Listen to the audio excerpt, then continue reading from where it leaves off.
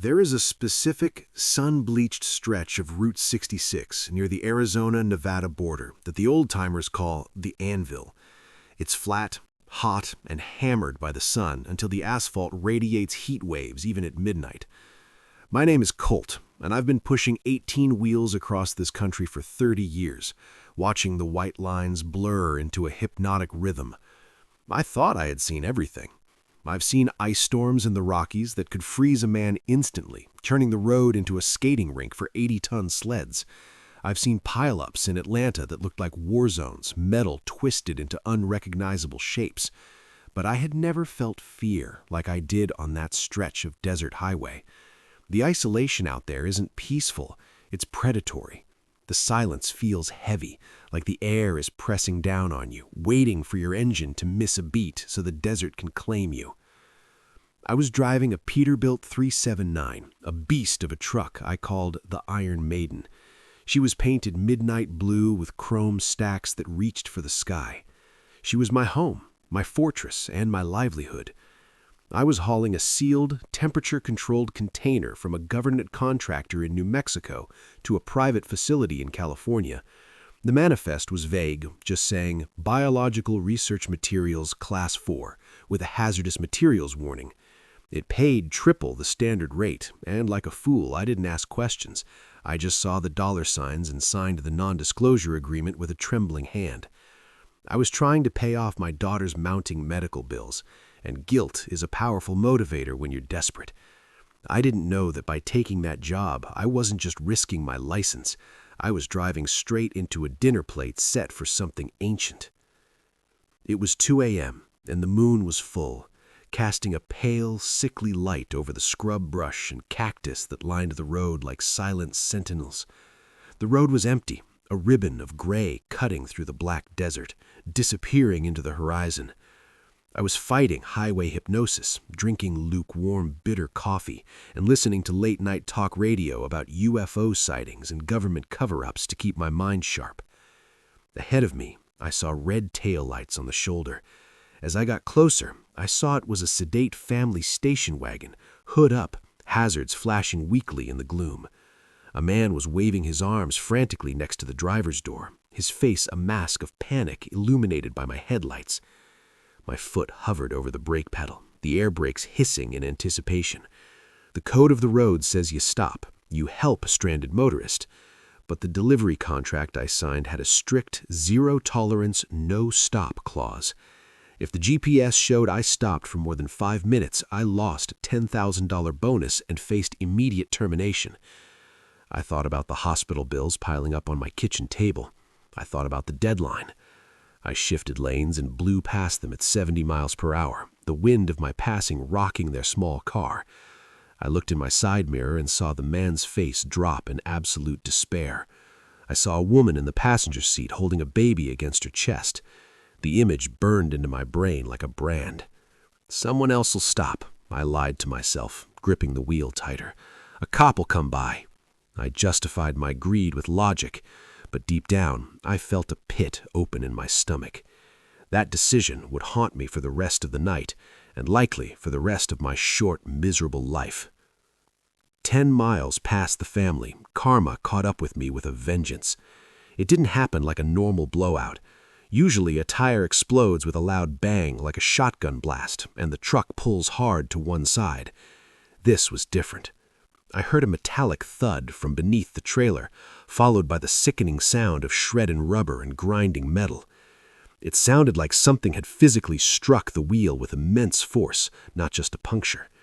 The Iron Maiden shuddered violently, the steering wheel jerking in my hands like a living thing fighting me.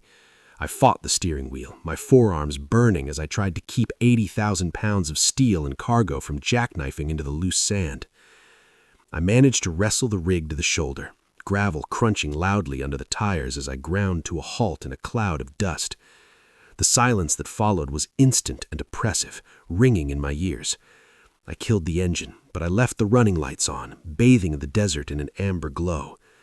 I sat there for a moment, gripping the wheel, my heart hammering against my ribs like a trapped bird. I checked the GPS. I was at mile marker 88, dead center of nowhere. No cell service bars on my phone, no lights on the horizon in any direction, just the endless flat Mojave Desert stretching out into the dark. I grabbed my heavy tire iron and my heavy-duty maglite flashlight. I opened the door and stepped down into the heat, which still radiated from the ground. The air smelled of burnt rubber, sagebrush, and something else, a dry, musky scent like old leather and rotting meat that made my stomach turn. I walked back to the trailer wheels, the beam of my flashlight cutting through the dusty darkness, dancing over the sagebrush. I expected to see a blown tread, maybe a nail or a piece of scrap metal. What I saw made the hair on the back of my neck stand straight up. The outer rear tire wasn't just blown, it was shredded into ribbons of rubber. But it was the rim that terrified me. The thick steel rim had 4 deep parallel gouges torn into the metal. They looked like they had been made by a giant can opener, curling the tempered steel outward like it was tin foil. I knelt down in the dust, running my gloved finger over the marks. The edges were sharp. No rock did this. No road debris did this. It looked like a claw mark, but the scale was impossible. The force required to tear steel like that was beyond any animal I knew. A bear couldn't do this. A mountain lion couldn't do this. I shined my light under the chassis, looking for more damage. The brake lines were severed, dangling like cut veins, dripping hydraulic fluid onto the thirsty sand. This wasn't an accident. Something had attacked the truck while it was moving at highway speeds. I stood up quickly, spinning around, shining my light into the surrounding desert in a panic. The scrub brush stood still and silent. The shadows stretched long and thin, looking like skeletal fingers reaching for the road. I wasn't alone out here. Something was hunting me. I realized I needed to change the tire fast and get moving, even without trailer brakes. I couldn't stay here exposed. I dragged the spare from the rack, my breath loud and ragged in the quiet night. As I worked, cranking the jack with frantic energy, I heard a sound. It was the sound of gravel shifting. Crunch. Crunch. It was deliberate. It was coming from the other side of the road, just beyond the illumination of my running lights. I froze, holding the heavy tire iron like a baseball bat, my knuckles white. "Hello?" I called out, my voice sounding thin and weak in the vastness. The only answer was a low, chittering sound, like a hyena laughing into a pillow. It was a wet, clicking sound that seemed to come from everywhere at once, disorienting me. I scanned the desert with my light, swinging the beam wildly. For a split second, the beam caught something about 50 yards out in the brush. It wasn't a coyote. It was tall. It was standing on 2 legs, pale and gaunt, blending perfectly with the sand and dead wood. It stood perfectly still, watching me with glowing amber eyes. Then it dropped to all 4s and vanished into the brush with terrifying speed. It didn't move like a dog. It moved like a spider, jerky and unnatural, limbs moving at impossible angles. The primal part of my brain screamed, "Predator, run!" I abandoned the tire change instantly. I threw the tools into the side box with a clang and scrambled back into the cab, locking the door behind me. I sat there, breathing hard, staring into the dark, sweat dripping down my face. I tried the CB radio, desperate for a human voice. "Mayday? Mayday, this is truck 404 at mile marker 88. Is anyone out there? I have a hostile situation." Static, just the white noise of the universe. Then a voice cut through the static. It wasn't a trucker. It wasn't dispatch. "Please, stop. The baby." It was the woman from the station wagon, the one I had passed 10 miles back. Her voice was clear, but it sounded metallic, distinct, like a recording being played back at the wrong speed, skipping slightly. "Please, help us." I grabbed the mic, my hand shaking. "Ma'am, can you hear me? I'm stranded at marker 88. Are you okay? Did you get help?" "Help us. Colt." I dropped the mic. She knew my name. I had never met her. My name wasn't on the truck. The voice shifted, dropping in pitch until it was a guttural growl that shook the speaker of the radio. "You passed them." It wasn't a ghost. It was mimicry.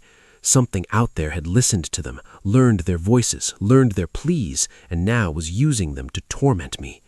It was playing with its food. I looked out the windshield, straining to see through the bug-splattered glass. The moon was high and bright. In the distance, down the long stretch of highway I had just traveled, I saw movement. Shapes were emerging from the desert onto the asphalt. 1, 2, 5. They were loping toward the truck. They looked like anorexic wolves walking on their hind legs, their rib cages protruding sharply against their gray skin. Their fur was patchy, looking mangy and diseased, exposing leathery hide. Their arms were too long, dangling past their knees, ending in hands that looked disturbingly human, but tipped with obsidian claws that clicked on the pavement. They weren't rushing. They were spreading out in a tactical formation. They were closing the net. I realized with horror that they had probably finished with the family in the station wagon. That's why they were here now. They were done with the appetizer, and now they wanted the main course. I started the engine, praying the transmission would hold, but as I put it in gear, the truck lurched and died with a grinding crunch. The drive shaft had been snapped. They had disabled the Iron Maiden completely before they even showed themselves. I was a sitting duck in a steel coffin, stranded in their dining room. The first impact hit the roof of the cab. Boom! The metal dented inward, knocking the dome light loose, leaving it hanging by a wire. Dust from the headliner rained down on me. Something heavy had jumped from the trailer onto the cab. I heard the screech of claws dragging across the aluminum roof, looking for a weak point. I scrambled into the sleeper berth, grabbing my heavy-duty flare gun and a machete I kept for self-defense. I pulled the curtain shut between the cab and the sleeper, as if a piece of fabric would save me from monsters. I heard sniffing at the passenger window, wet, snorting breaths against the glass. I peeked through the gap in the curtain, terrified of what I would see. A face was pressed against the glass. It was a nightmare. The snout was long like a wolf's, but the eyes were wrong. They were amber, with horizontal pupils like a goat, and it was grinning. It tapped on the glass with a single black claw. Tap, tap, tap. It was mocking me. It knew it could break the glass whenever it wanted. It was enjoying the fear. It wanted me to know I was trapped. I huddled in the sleeper, my back against the rear wall, clutching the flare gun. Then I felt a vibration under my feet, scratching. They weren't just on the roof and at the doors, they were under the truck. The floor of a Peterbilt is thick, insulated steel, but it's not invincible. I heard the grinding sound of metal being peeled back. They were tearing at the battery box cables. Then the lights on the dash died completely.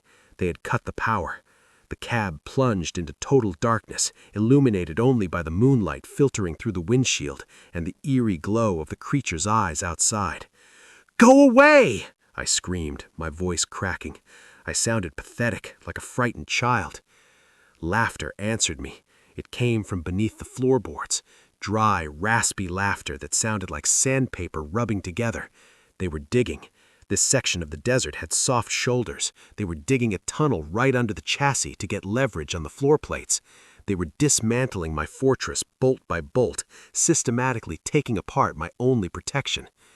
In the dark, my mind raced. Why were they working so hard? If they just wanted to eat me, they could have smashed the window 5 minutes ago. They were stalling, or they were distracted by something else. I heard a massive clang from the rear of the trailer. It sounded like a sledgehammer hitting the cargo doors. The biological materials. I remembered the manifest, Class 4. I had assumed it was viruses or chemicals, but what if it wasn't? What if I was hauling something they wanted, or something they hated? The truck rocked violently as multiple heavy bodies slammed into the trailer walls. They were trying to break in. The realization hit me like a physical blow. I wasn't just a random victim. This ambush was targeted.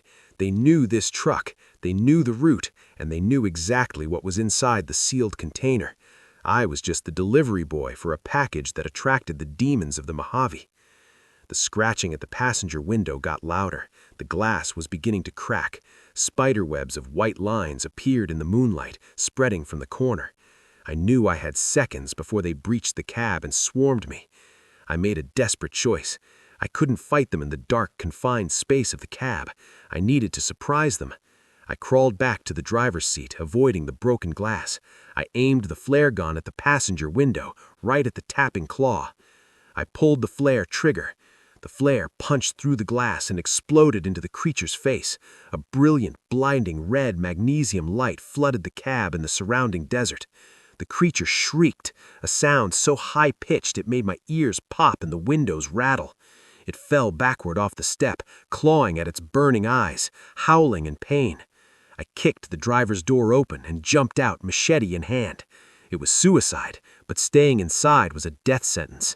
The red light of the flare cast terrifying, dancing shadows across the sand, illuminating the horrors waiting for me. I stood by the fuel tank, my back pressed against the cold metal. The flare was burning on the ground, hissing and sputtering. In the red strobe light, I saw them. There were at least 10 of them. They formed a semicircle around the truck, keeping their distance from the intense fire. They were hideous. Up close, they looked like a botched experiment, patches of coyote fur, human-like hands, and eyes that glowed with an internal luminescence.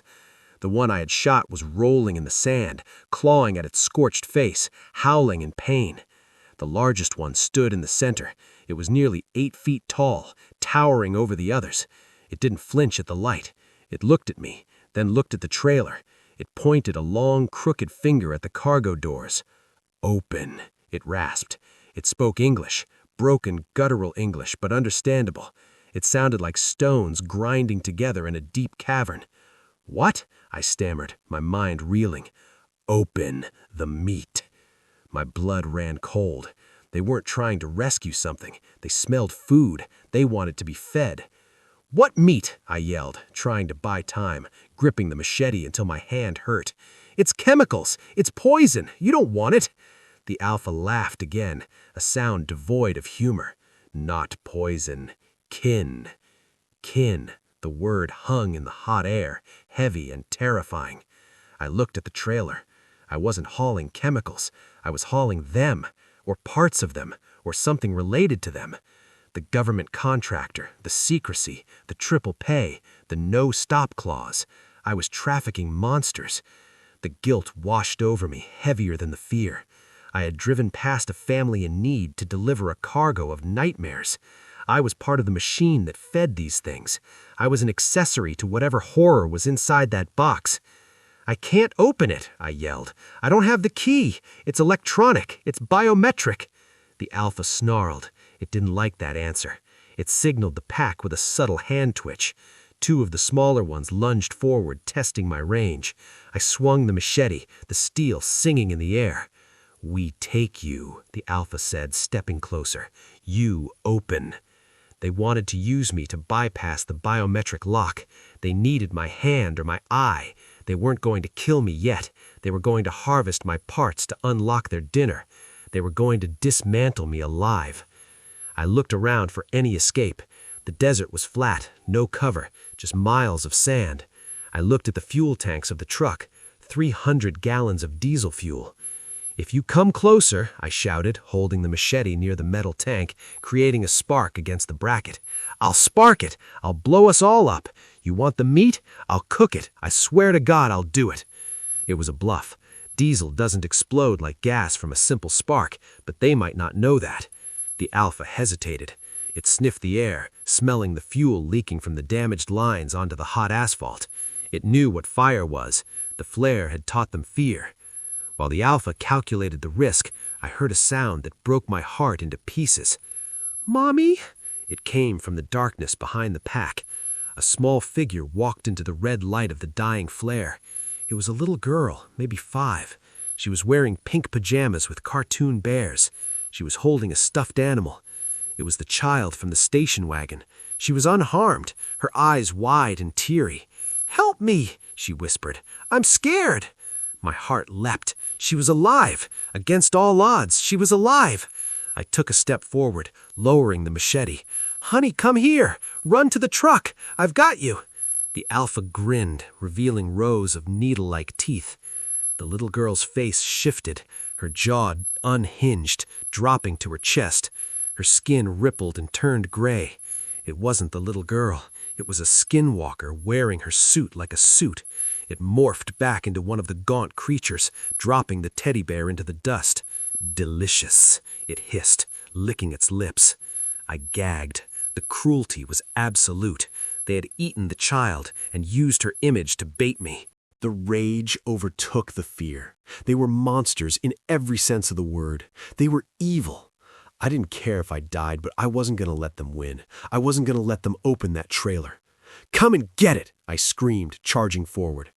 The pack charged. I swung the machete wildly. I felt the blade connect with flesh and bone.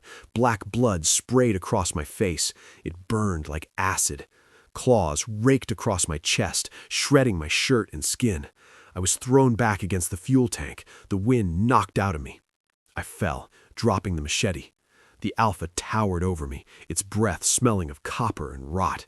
It grabbed me by the throat with one hand and lifted me off the ground like a rag doll.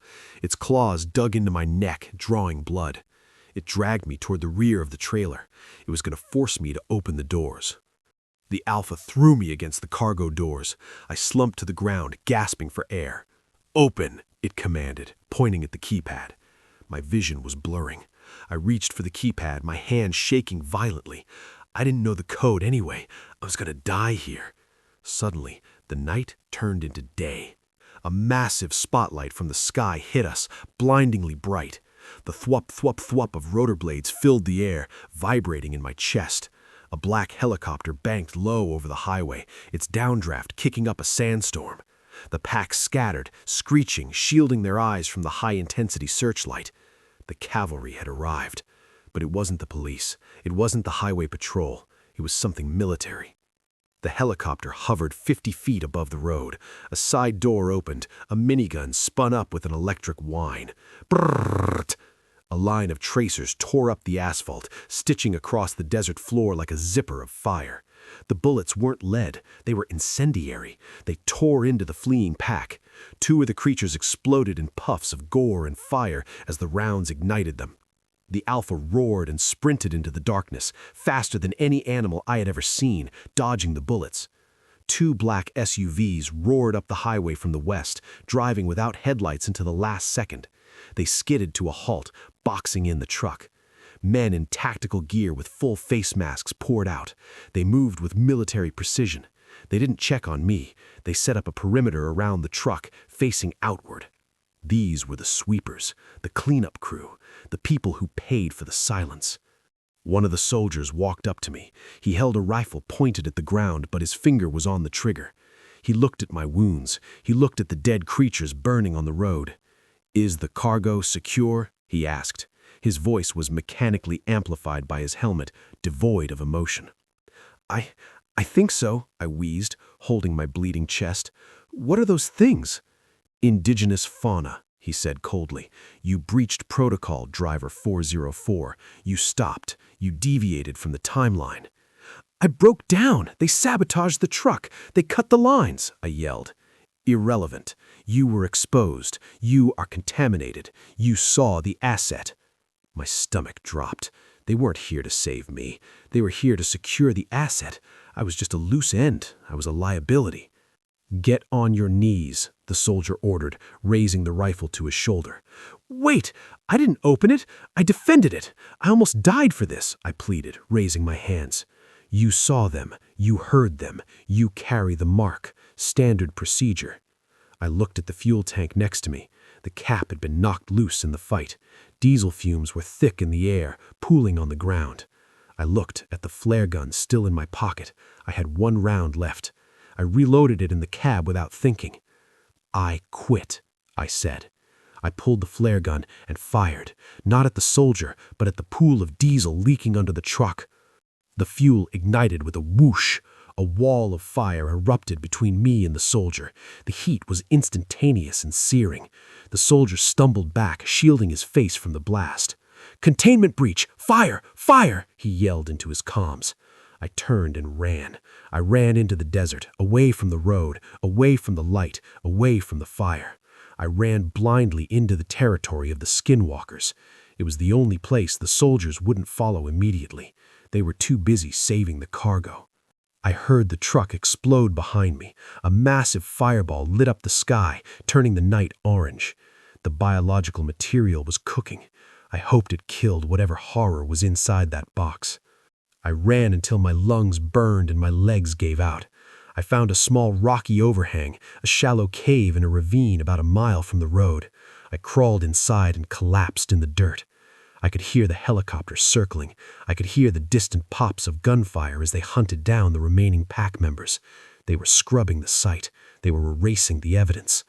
I lay there in the dirt, bleeding, listening to the sounds of the cleanup. I realized the family in the station wagon wasn't just random bad luck. The company knew this route was dangerous. They knew the creatures were active in this sector. They used us. The family was the appetizer to draw out the pack. My truck was the test to see if the containment units could hold up against an assault. We were stress testing their product. We were live bait. I stayed in that cave for 2 days. I drank water from a cactus and ate lizards I caught with my bare hands. I watched the black SUVs leave. I watched the tow trucks drag the charred remains of the Iron Maiden away. They paved over the claw marks on the road. They scrubbed the blood with chemicals. The third night, I walked back to the highway. I flagged down a passing RV. An old couple picked me up. I told them I was a hiker who got lost and fell. They drove me to Kingman. I saw the news in a diner.